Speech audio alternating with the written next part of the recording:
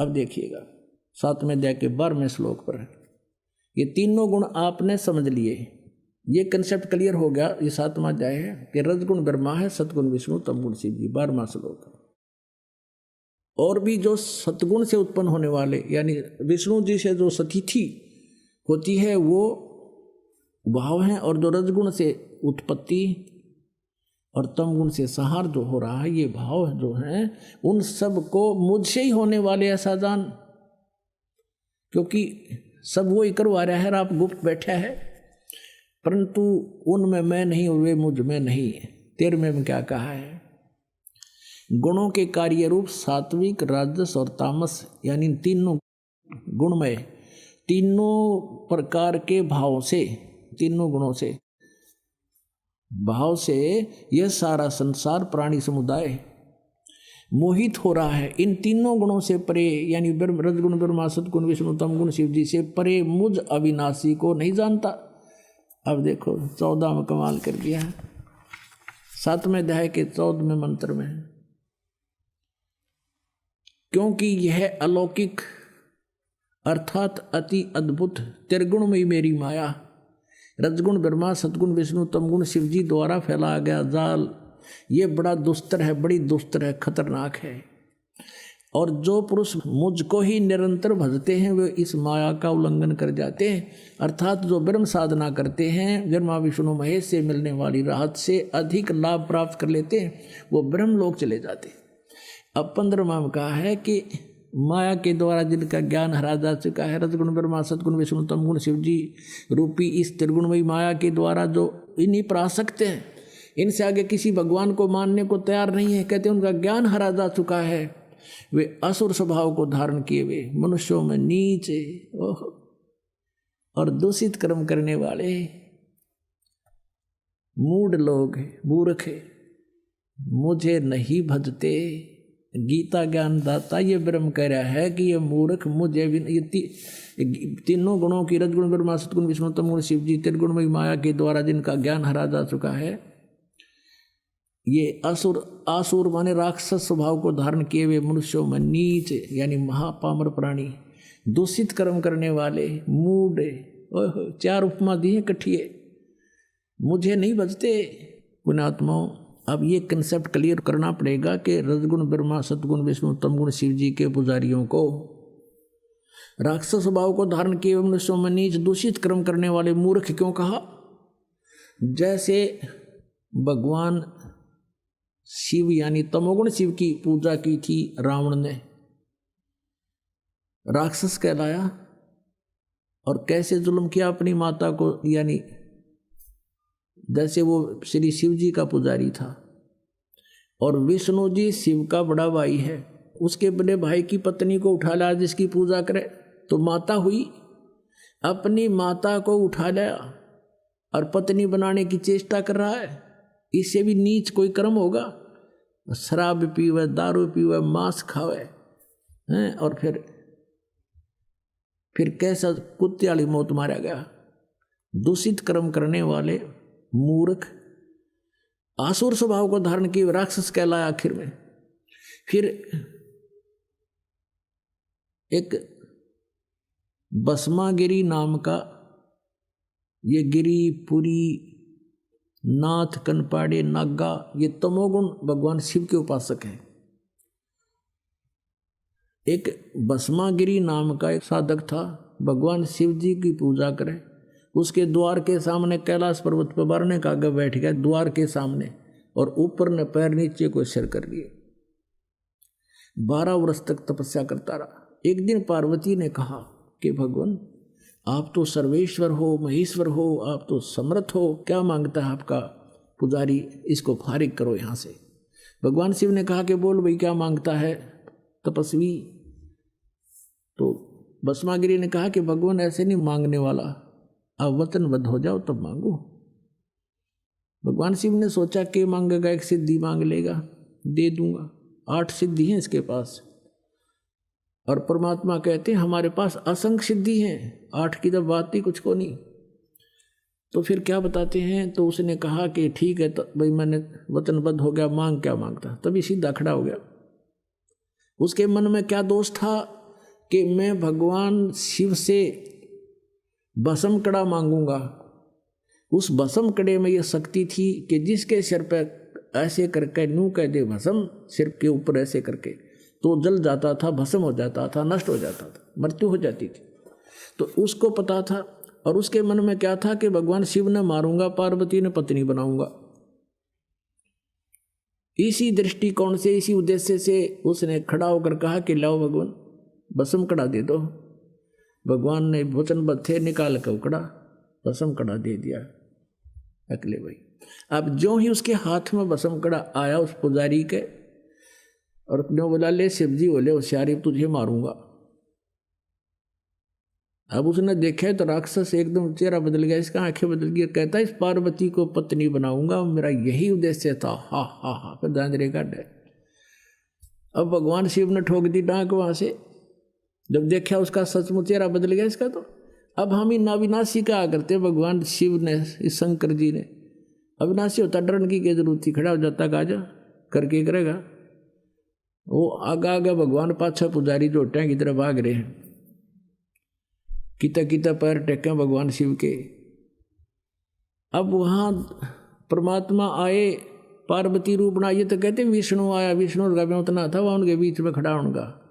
परमेश्वर आए और फिर वहां पार्वती रूप बना के गंडत नाथ नचा के उस भस्मागिरी को मारा। फिर विष्णु रूप धारण करके वही परमात्मा वहां पहुंचे जो शिव जी भागे जा रहे थे, क्योंकि ये भी उसी के बच्चे हैं। जिस पर आपत्ति आती है ये संभालते हैं आकर के।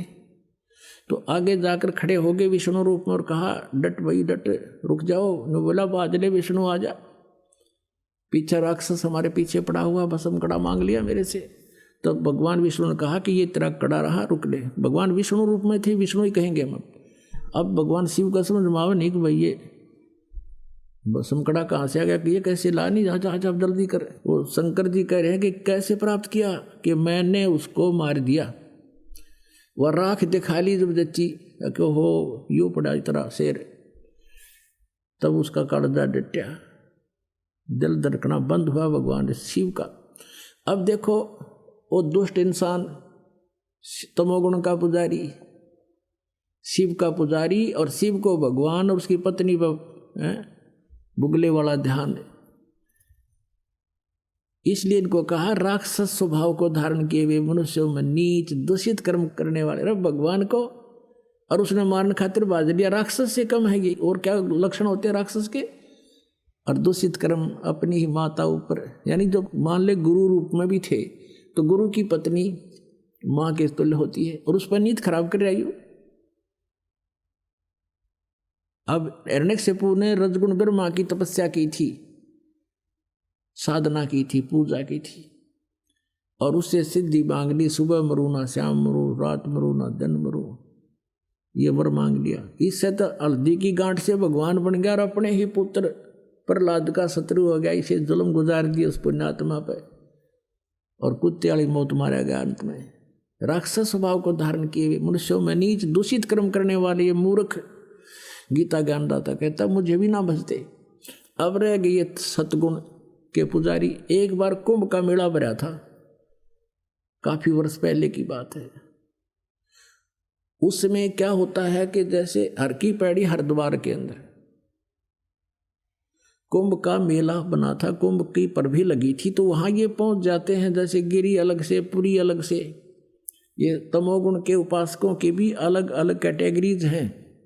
गिरी, पुरी, सन्यासी, कनपाड़े, नागा और ये सरस्वती, ये सारे तमोगुण शिव के उपासक हैं। ये तो अलग अलग अपने ग्रुप में जाके इकट्ठे हो जाते हैं। और वैष्णव जो होते हैं ये भगवान विष्णु सतोगुण के उपासक हैं। वैष्णव भगवान विष्णु सतोगुण के उपासक हैं, वो वैष्णव अलग से इकट्ठे हो गए। और ये नागा भी भगवान शिव के तमोगुण के उपासक हैं। तो स्नान करने के समय वो पर भी इनकी समय निहित होता है कि इस समय पर भी लगेगी, उस दौरान जो नहा लिया तो वो पार हो जाएगा, क्योंकि उनके पाप कट गए, मुक्त हो जाएंगे वह। परमात्मा कहते हैं जिस जोड़ में तुम नहाने से मोक्ष मानते हो दरिया में, वो मछली, मेंढक और जीव जंतु पहले विद्वान थे, तुम्हारी प्रभु थे पहले उसमें थे, और प्रभु भी उसमें नहाए और फिर भी उसके अंदर ही रहे, वो मुक्त ना हुए। फिर भी जैसे था, हम अपने कंसेप्ट पर आते हैं पॉइंट पर, तो वहाँ ये सभी अपने अपने ग्रुप में पूरी अलग, गिरी अलग, नागा अलग, सन्यासी अलग, और ये सरस्वती अलग, वैष्णव अलग से, इनका अलग अलग इकट्ठे हो जाते हैं वहाँ जाकर। फिर वो अपने अपने एक ग्रुप में चलते हैं। सबसे पहले नागा पहुँच गए, हर की पैड़ी पर भी लगनी थी उस दिन। नागा पहुँच गए, पूरी हर की पैड़ियों पर छा गए, कोई हजारों की संख्या में थे, 50-60 हजार, और छा गए उड़े वहाँ के। पीछे से आगे वैष्णव सतोगुण भगवान विष्णु के उपासक, उन्होंने आकर कहा कि नागाओ, तुम पहले स्नान नहीं करोगे, हम सर्वश्रेष्ठ हैं, भगवान विष्णु के उपासक हैं, तुम बाद में स्नान करना, प्रथम हम स्नान करेंगे।